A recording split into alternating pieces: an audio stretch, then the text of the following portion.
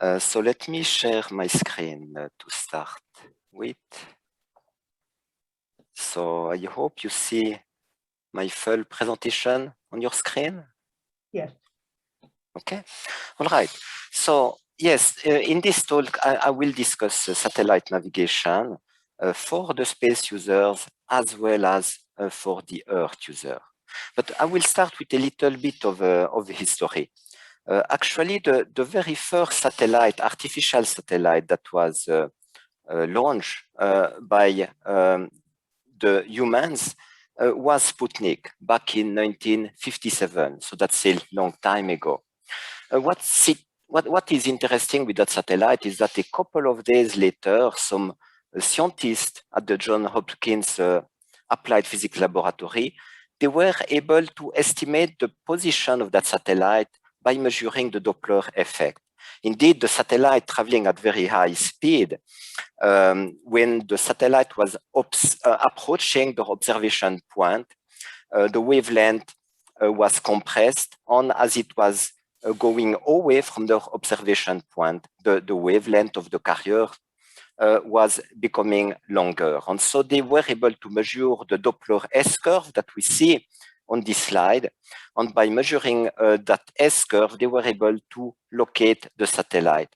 And their director told them, but that's very interesting. If we knew the position of the satellite at first, we could use that Doppler measurement to estimate our position on Earth. And this is how the first navigation satellite system was born. It was called Transit. And so Transit was used for quite a long time, actually until 1996. But in the meantime, they also started to design the GPS, the current GPS system. And rather than measuring the Doppler, GPS systems are measuring the travel time of the signals. So the concept is quite different. We all know how it works, so I will not spend too much time on this slide. But basically, we have atomic clocks on board the satellites. These atomic clocks, they are monitored from a control segment. The control segment can that way upload some corrections for this free-running atomic clock on the satellite, this correction being transmitted to the user segment that can apply them in order to measure the time of arrival or pseudo range of the signal, subtract the time of transmission, multiply by the speed of line, so that we're obtaining a range distance between itself and the satellite. And then by combining 3 other, or actually 4 other measurements, it can determine its position, because there are 4 unknown in such a system. There is, of course, the position of the user in 3 dimensions, but there is also the clock offset, because the user has a free-running clock, usually a quartz that is not very precise. And so it has to be estimated, that clock offset, in relation to the synchronous GPS time on board the GPS satellite. So for unknowns and for measurements are required. When they designed that navigation system back in 78, they had no idea it will become a ubiquitous technology today. In fact, it was designed as a military system for military use. And when they designed it, they made sure they were protecting the signal with an encryption. However, it's very difficult to acquire an encrypted signal. So at the same time as designing some wideband, high chip rate, very precise military signal, they designed a very simple one called GPSL1CA, and the CA stands for coarse acquisition. That was in order, the first signal to acquire, an easy signal to acquire, in order to later acquire the military signal. And so from the early man-pack receiver in 1978 that we see in this image, we had in 81 the first Navstar Navigator receiver, and the first handheld equipment was manufactured by Magellan in 1989. On see the evolution, today we have some chips, silicium chips that are very, very tiny, consume almost nothing, a few millimeters dimensions, and they are in most electronics today the cell phone, of course, the cars, but also the watches on so many equipment. In fact, in 2020, there were over 1.5 billion of these chips that were going to the market. This is just quite amazing, 1.5 billion at a very, very low price. What made this happen become a reality? There are a few enablers. One important one was the FCC mandate in 1996, where the Federal Communication Commission in the United States obliged all cellular phone providers to locate the position of the cell phone with an accuracy of 50 meters, 67% of the time, if they will use a GPS inside the handset, or an accuracy of 100 meters, 67% of the time, for approaches that were implemented directly in a cellular network. So that made that drive really a lot the mass market application on the price reduction in these GPS receiver. Today there is of course the automotive market, self-driving car, the drone.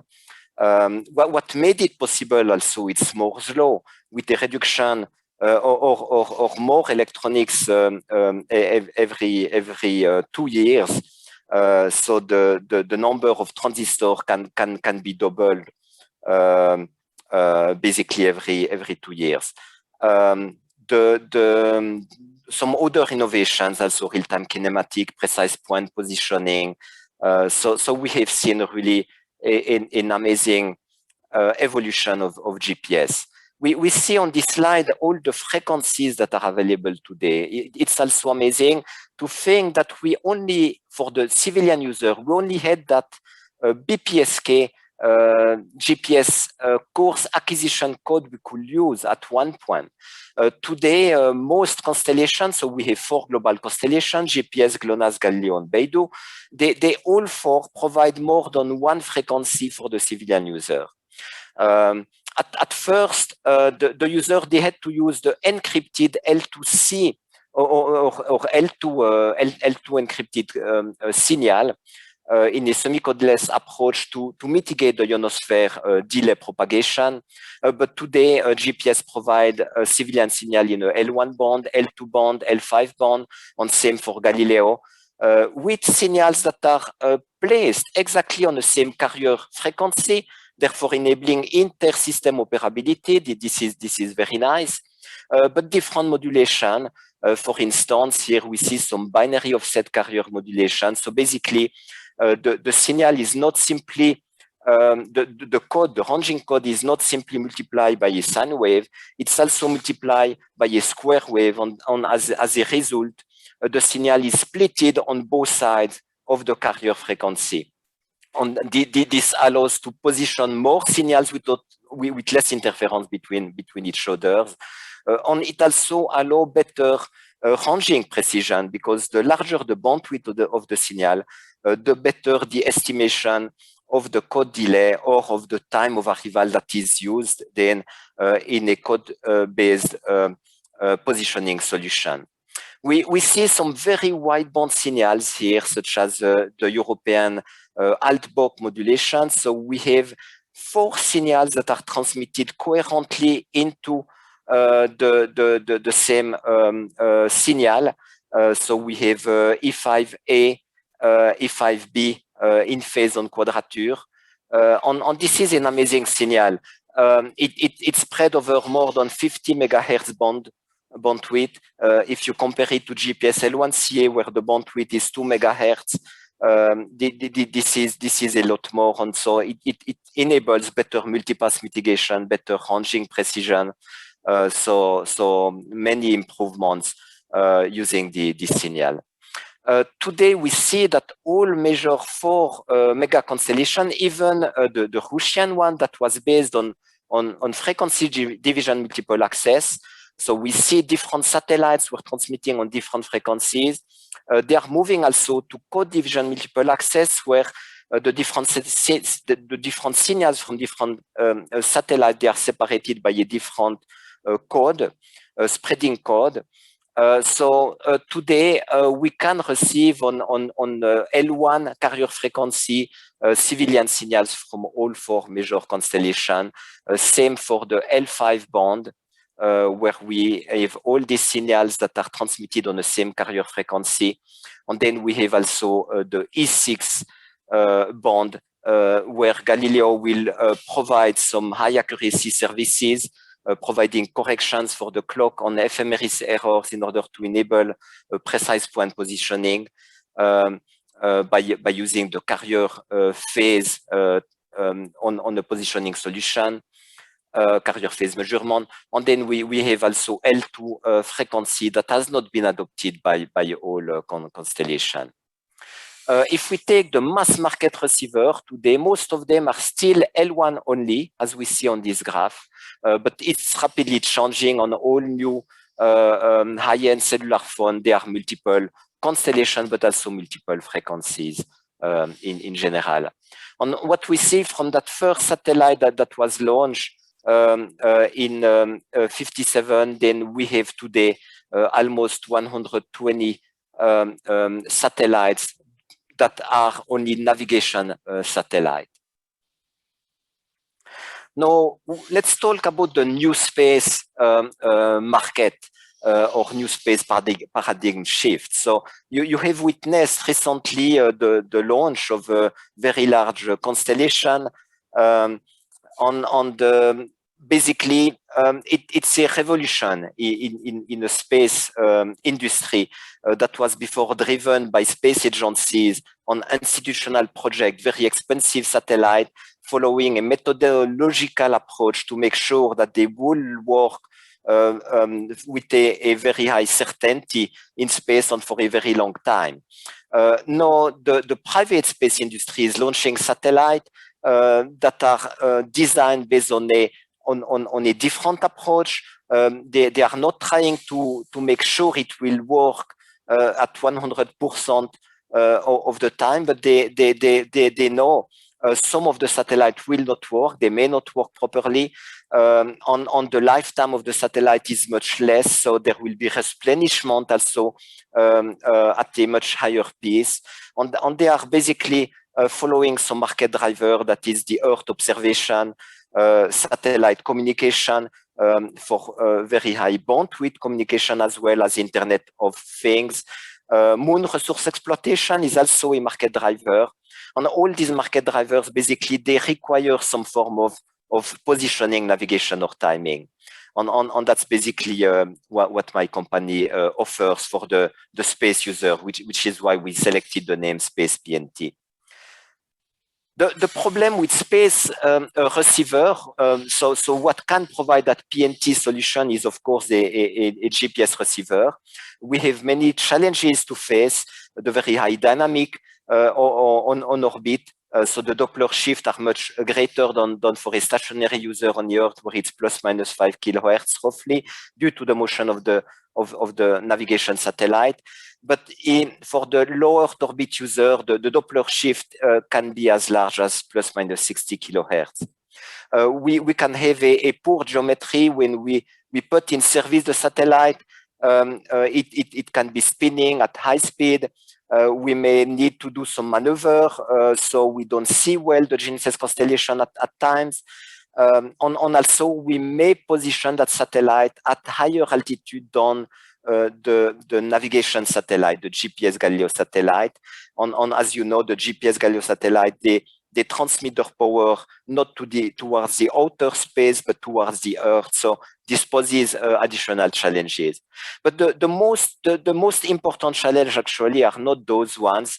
They are the shock vibration during launch. So the receiver has to survive the launch, but also the space radiation environment with high energy particle that can kill the electronic, create some latch up, some increase in the power consumption, also in temperature, and then made the part to not to work properly. Which is why in the past, the full space approach or legacy approach of designing electronics for space was requiring the use of space-grade qualified parts. So these parts, they are very expensive because not only we need to test the total irradiation dose, make sure that they will function for a very long time. We also need to test them for the high energy particles, and this is much more complex and also very expensive to apply these load acceptance testing. So for every load that is produced, we want to carry out some tests, make sure that they will work properly in space. And this is what the new space approach does not do. They consider instead some automotive grade components that we know work well with vibration, with temperature, but we know nothing about vibration for these components. So we still have to test them or to put them in orbit and see if they still work for a long period of time. But as a result of all this space product assurance, the price of a high-end GNSS receiver can be as high as 100,000 times the cost of a mass market receiver. It's not double, it's 100,000 times. It is just huge. So this is why we are now designing a receiver based also on a new space approach to offer some solution for the new space constellation. What we want to offer is the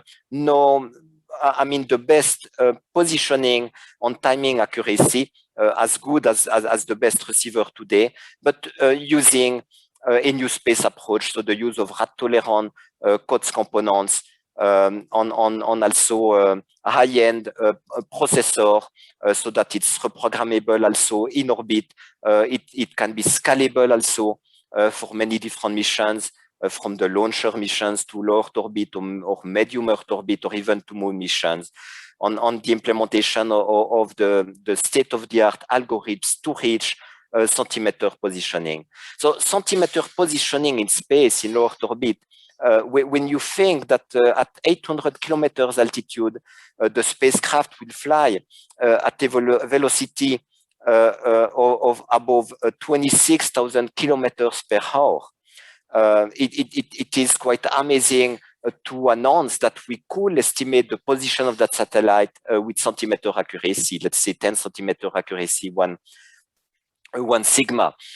In order to achieve such performance levels, so what we need to do is to do carrier phase positioning, because it's like for the Earth user, with carrier phase positioning, the wavelength being so short, so about 19 centimeters for L1, as compared to the chip that modulates the ranging code, which is 300 meters, 1 nanosecond, 300 meters. The wavelength is only 19 centimeters. So clearly, by measuring the wavelength, we make a much better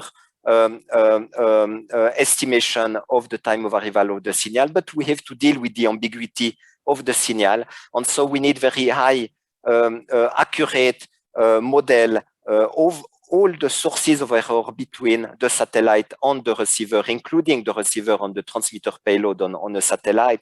So it's a very similar approach as the precise point positioning approach for the Earth user. And also, we need to combat the ephemeris and clock errors that are transmitted in a navigation message of the GPS or Galileo satellite that can amount to still 1 meter error, and as compared to one wavelength, they are way too large. So we need some corrections also.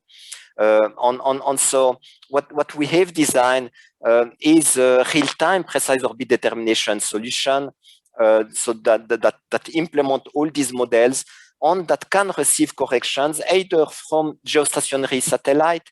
So there are some today already service providers such as Fugro. They provide correction services transmitted by geostationary satellite to the Earth user, maritime user, but these signals, they can also be received on board a low Earth orbit receiver. And so we can use this correction. This correction, they will also, and they are starting to be transmitted actually by Galileo satellite on the E6 frequency. It's called the high accuracy service. So today we have corrections that can be used in low Earth orbit. And then to make the receiver perform even better, then we also implement some orbital forces model. On what you see on this graph on the white plot is that for the low altitude, the drag is very important, but also the gravity coefficients, the higher order gravity coefficients, they are very important for the low orbit user. And so rather than implementing a very, very complex orbital forces model that will not run on a small radiation tolerant processor that we must use on board the receiver, we are implementing actually a reduced dynamic precise orbit determination solution. So what we do, we implement a model that is reduced in complexity, but in order to compensate for that reduced dynamic model, we use some empirical acceleration that we measured as part of the navigation solution. So we add basically some acceleration in a free direction, so radial, in-track, and cross-track direction, on estimate them as part of the normal estimation process using a Kalman filter. So at the end, what we can achieve this is a solution that we have verified using real GPS data coming from Copernicus Sentinel-3 satellite. So on board the Sentinel-3 observation satellite, we have GPS L1 and L2 PY receivers. So they are not yet Galileo, and they are not using the better L5 civilian signals. They have to implement a semi-codeless approach to track the military signal on L2. But nevertheless, using this GPS observable, we were able to show that our algorithm can provide a positioning solution with less than 6 centimeters error in 3 dimensions, which is remarkable. So this is what we have here. On basically that solution, the solution we computed using this GPS observable, it was compared to measurements made with laser ranging of the position of the satellite. So it was really a comparison with real measurements that allows us to state basically that we have an error better than 10 centimeters in any case, given the uncertainties there were also in a measurement of the true position of the satellite using laser ranging. So now let me move to the applications. So what are, for instance, the Earth observation application? Synthetic aperture radar. We have many large constellations of more than 20, 30 satellites that are currently being designed on starting to be launched around the Earth that will do synthetic aperture radar. You see, with synthetic aperture radar, we can do a lot of things for the environment, for the resources, for the mobility, disasters. So there are lots of applications. We can also measure infrastructure or even bridges with very high accuracy over multiple passes. So this is an important Earth observation application. We see on the image on the left the TerraSAR and Tandem X satellite that are performing measurements together. So also it's for such application with very precise orbit determination, you can extend the baseline of the observation by using multiple satellites to carry out a given observation and thereby increase the accuracy of the observation. Another application is radio occultation. It's pretty much or very much used today already. Basically, it used the GPS signal or GNSS signal as signals of opportunity. We measure the bending of that signal through the atmosphere over a window of about 1 minute, if I recall well, by measuring the excess carrier phase on low Earth orbit satellites. So, for instance, this is the low Earth orbit satellite. We know the position of the low Earth orbit satellite using a GPS receiver. On using another receiver, we measure the time of arrival of that refracted signal. so we can infer the bending, and thereby we can infer the refractivity index of the troposphere and perform numerical weather forecasts. So this is pretty much used today for the weather forecasting. We can also use the reflection of the GNSS signal as signals of opportunity to infer properties of the reflection or reflected material. For instance, we can measure using a delay Doppler map, such as shown on this graph. We can measure the wind direction or the height of the waves over the ocean. By measuring, so we can measure different parameters of that reflected signal. So the time delay that will give us information about the altitude, but we can also measure the amplitude, the phase, the coherence of the signal, and thereby infer the different properties of the reflected surface. Then we have also other Earth observation application, also for the space user, such as the MANOS spheric multi-scale mission. But also we can perform astrophysics observation. In fact, in 2014, if you recall, Galileo satellites number 5 and 6, they were launched. They were put in a wrong orbit due to a malfunction of the Soyuz upper stage. And as a result, the orbit was eccentric. And this allows researchers to perform using the atomic clock on board the Galileo satellite that are extremely precise based on measured hydrogen to measure the gravitational time shift very precisely.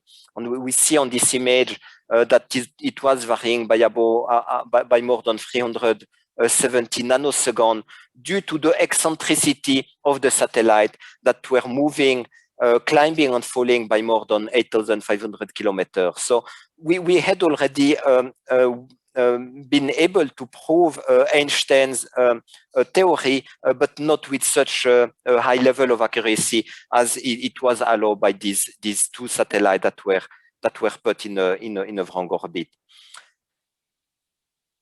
Many other applications, so more for positionings, for instance, for the launchers or the kick stages to put the satellite in a precise orbit, also to minimize the corrections during orbit transfer. So more and more, the satellites are using electrical propulsion. So to move in a final orbit takes many weeks. And if we want to follow the position of that satellite using ground station, we need to rent ground facilities. It has an expensive cost. By putting a GNSS receiver on board the satellite, we can directly know where the satellite is in real time and also apply corrections when it's needed, and also minimize the correction and thereby the lifetime of the satellite, because it's important to always be able to perform correction on a satellite that is functioning. Formation flying also is another application, rendezvous, docking. One application also that is becoming increasingly important is collision avoidance. Indeed, with all these very large constellations being launched today, the risk of collision has never been so high, and it will continue to increase. So by knowing the position of the satellite using GNSS technology, for instance, we can do better collision avoidance. Space debris also is another application that is becoming quite important.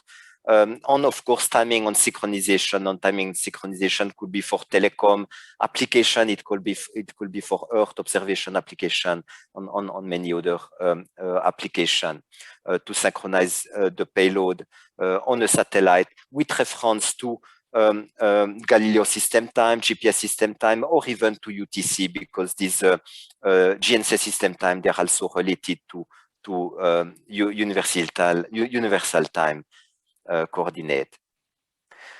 Now we also have application above low Earth orbit, and this is quite challenging. On the bottom graph, you see here the half beam pattern of a GPS antenna. And as expected, that pattern, the main lobe of it, is directed towards the Earth. So this is the main lobe. So the system was designed for the Earth user, not the space user. So having a side lobe was a byproduct. That's not something that was wanted by the designer. It was just a byproduct of the design to have that side lobe. Now, for the above Leo application, we are starting to use that side lobe here. So the side lobe is not directed towards the Earth and is quite attenuated by more than 15 decibel, as we can see on these two plots. But then if we have a highly elliptical orbit on a spacecraft on a highly elliptical orbit, then at that point, in some occasion, it can receive the side lobe, or it can also receive the spillover of the main lobe during short times, as we see here. This is the spillover of the main lobe, or for other times, it can receive the secondary side lobe. So basically, for above Leo use, we are not receiving the signals from the nearby navigation satellite because they are directing their signals toward the Earth. We don't receive nothing. We need to receive the signals from the satellite that are either rising above the Earth or falling behind the Earth. Those are the satellites that we can capture the spillover of the main lobe or secondary antenna side lobe. So it's quite challenging. It means we need to implement high sensitivity. We have a poor geometry also. So this is quite challenging. And this is where basically multiple GNSS can help a lot.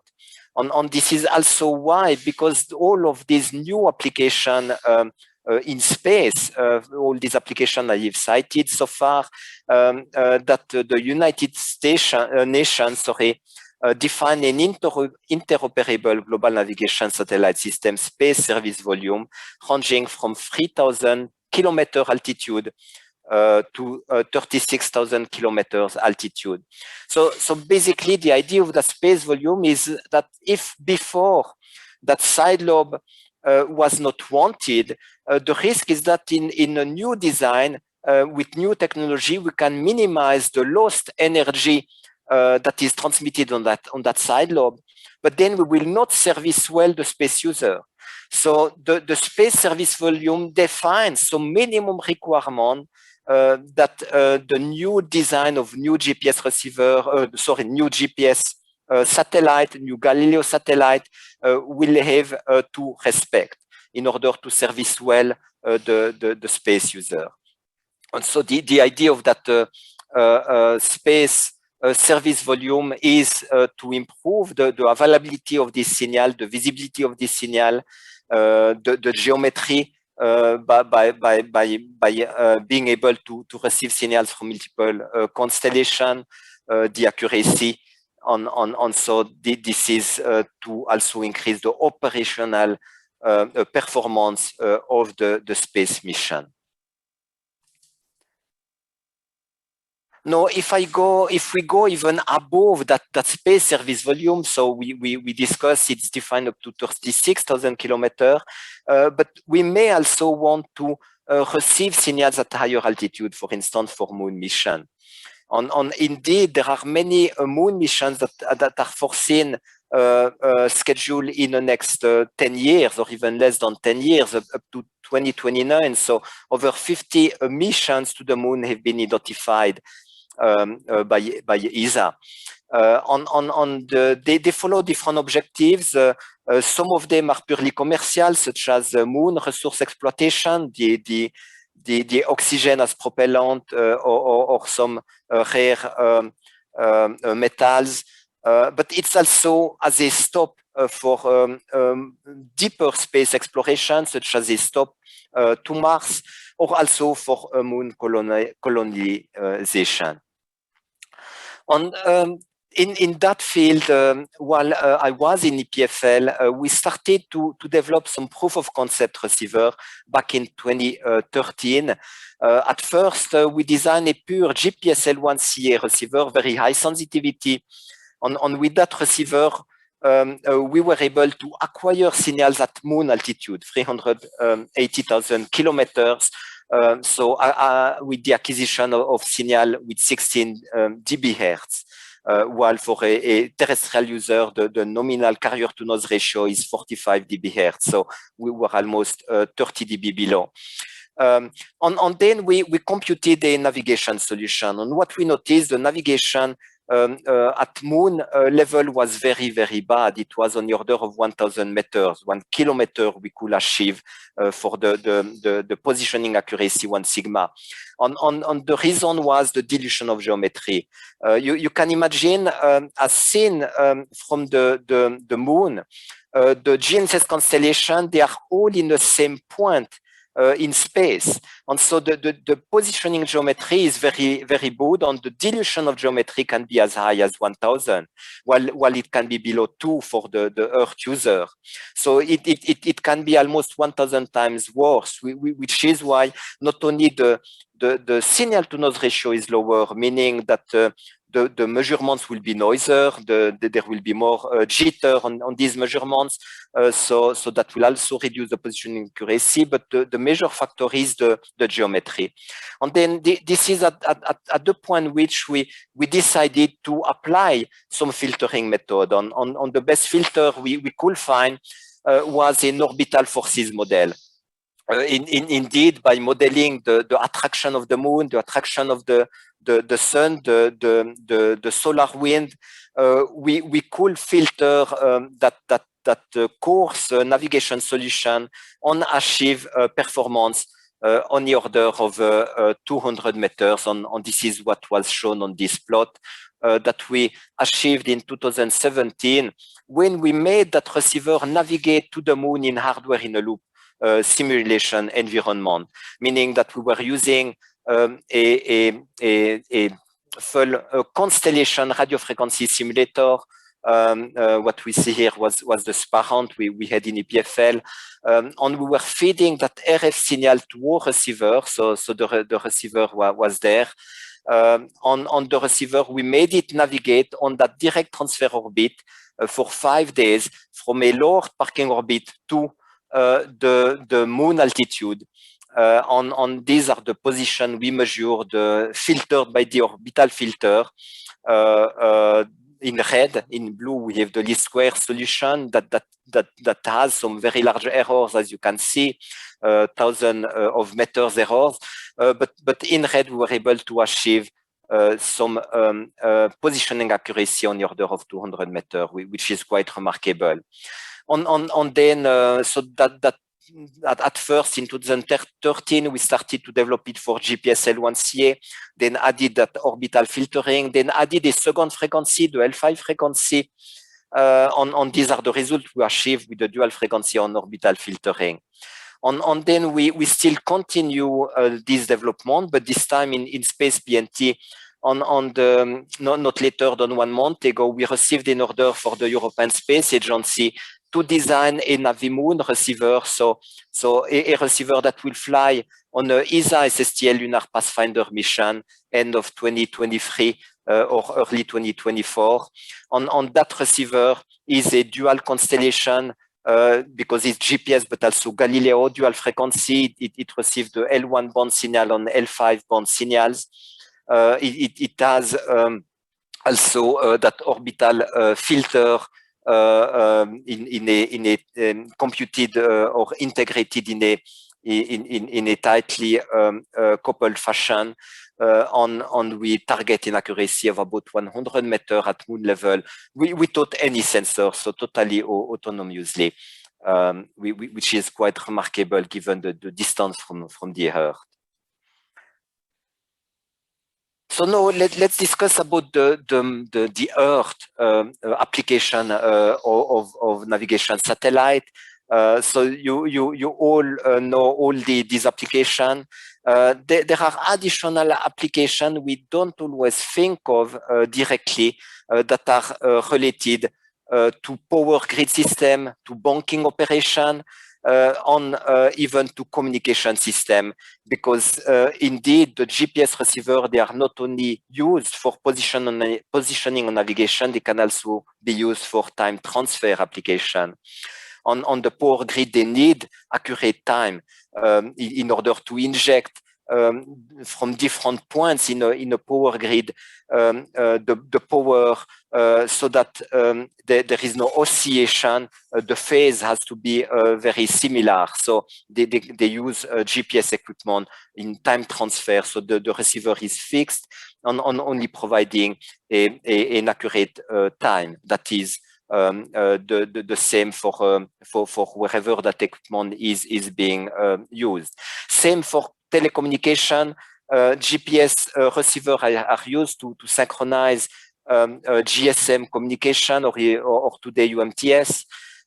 On banking transaction also, it will be very unfair if someone located near or at one location in world had advantages being closer to the transaction than another user being located on the other side of the world. So that's why all these banking transactions they are synchronized at very high level.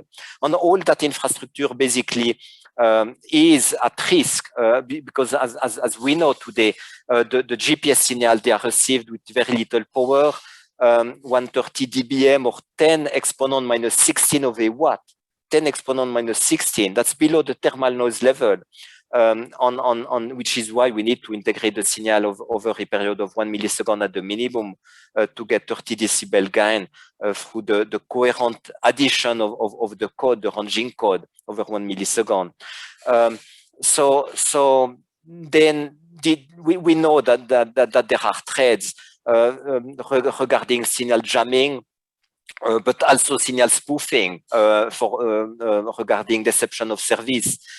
We also have sometimes problems with the solar weather that can also make the receiver perform much worse, or the multipass environment. On what are the solutions?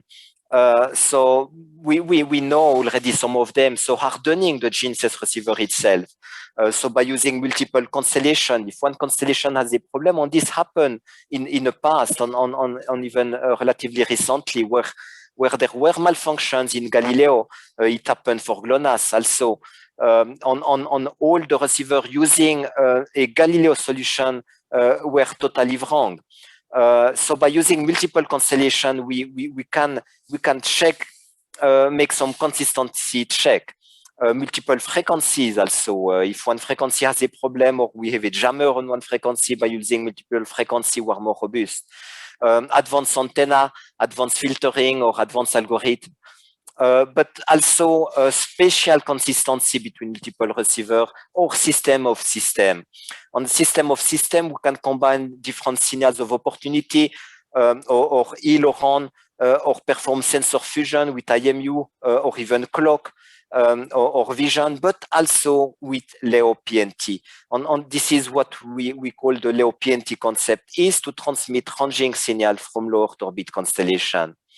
And this is basically the idea to take advantage of the opportunity of this mega constellation that bring broadband connectivity to everyone, that are cheaper and faster to build, less costly. And so the idea is to leverage this mega constellation to also provide alternate PNT services. On how we can do that, basically, an example we have today is STL, satellite on time location. So they are using the Iridium constellation of 66 satellites to also provide some satellite on time. And you see, as compared to medium Earth orbit, we have 2 times more satellite because clearly this satellite, they see a footprint that is much lower on the ground. So we need more satellite. This is a price to pay from when we want to do that from low Earth orbit. And that's another reason why the GNSS constellation are in medium Earth orbit. The power received on the other hand can be much greater, 1,000 times greater, meaning much more difficult to jam. Or if there is a jammer, it will be easy to locate because it's transmitting high power signal. The accuracy is not as great as GNSS, but Iridium was not designed as a PNT system. So this is normal that the performance is only on a few tens of meters or tens of nanoseconds. But this is very promising. And so the idea of the LEO PNT concept is to populate large constellation on make a system that is complementary to current MEO systems today. And for that, what we need is or one possibility to that very simply is not to put an atomic clock on board every low Earth orbit satellite, but instead use a precise orbit determination receiver that can estimate the ephemeris of the satellite very precisely. As I said, it's possible today to do it in real time with 10 centimeters accuracy, even better done allow within the GNSS system today, since the error transmitted navigation message is on the order of 1 meter. Here we can regenerate a signal that will be much more precise than the one transmitted by a Galileo or GPS satellite today with 10 centimeters precision. But we can also extract the atomic time from the GNSS constellation with the same receiver. And so we do not need an atomic clock into that receiver. And that receiver can that way time tag the communication signal to the Earth user that can then use this signal in addition to GNSS or totally independently of GNSS. The signal can be transmitted and they must be transmitted on different frequencies, not directly superposed as the GNSS. That will pose too many problems and will not be possible. What are the advantages? So as I said, the geometry is much better. We see here some examples. They are not up to date. SpaceX foresee is launching many more than 4,025 satellites. But we see here basically with a 4,000 satellite constellation, the dilution of precision is much reduced. Not 1 decade, but almost. But even a constellation of 300 satellites or 600 satellites still allows to have a dilution of precision very close to 1, which is much improved. Besides, the LEO satellite is closer to the ground user. We have more power, but also better indoor penetration. Well, that depends on the frequency that is being transmitted, of course. The lower the frequency, the better penetration for material. It can allow low energy positioning because we have more power. It may be easier to detect. More robustness against interference on jammers. We can also use Doppler positioning because the LEO satellites are moving so fast that we don't necessarily only need to use pseudo ranging, but we can also use Doppler positioning or allow faster PPP convergence for the users because the dynamic is changing much more rapidly. Multipass averaging also in the indoor environment because the satellite is moving very fast. On the multipass we change, we can average them. We can, for the LEO PNT platform, because the low Earth orbit is at a lower altitude, the radiation environment is not as bad as at higher altitude. So this allows the use of a new space approach on radiation tolerant COTS components to lower also the manufacturing and the launch cost of the launch platform, the PNT platform.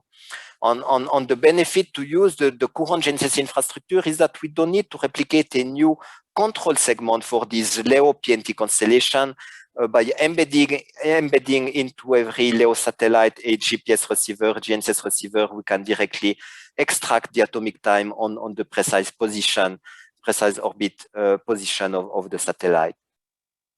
So this is the conclusion of my presentation. So I discussed about that new space paradigm driven by new commercial actors following a really market-driven approach with lower cost, faster replenishment, some very large constellation, and the LEO PNT opportunity, basically leveraging this low Earth orbit constellation to potentially provide, not necessarily all together, but it has the potential to provide better precision than current GNSS satellite, more security. We can have two-way ranging also, encrypted signal, allow for the Internet of Things, some fix using less power because the signal is stronger, easier to detect. So many opportunities using this low Earth orbit large constellation. So this is the end of my presentation. And I'll be happy to answer any question if I can.